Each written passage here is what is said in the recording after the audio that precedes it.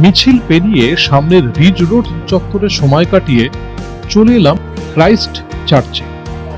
মিরাটের Saint Johns চার্চের পরে উত্তর ভারতের এটি দ্বিতীয় প্রাচীনতম গির্জা। এখানে উপাসনা হয় হিন্দি এবং ইংরেজিতে। এটি নব্য গথিক শৈলীতে নকশা করা। রাতের বেলা গির্জাটি আলোকিত। এটিতে 5টি সূক্ষ্ম রঙিন কাচের জানলা রয়েছে। এগুলি খ্রিস্টীয় গুণাবলী যেমন বিশ্বাস, আশা, দানশীলতা, দৃঢ়তা, ধৈর্য এবং নম্রতার প্রতিনিধিত্ব করে। জানালাটি লকউড কিপলিং এর ডিজাইন করা। ক্রাইস্ট চার্চের পাইপ অর্গান ভারতীয় উপমহাদেশে বৃহত্তম।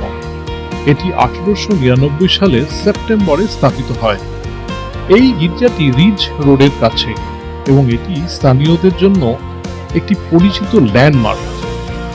সিমলার প্রধান আকর্ষণগুলির মধ্যে রয়েছে শ্রী হনুমান জাকু মন্দির, viceregal lodge, Christ Church, Mall Road, the Ridge এবং আন্নাডেল।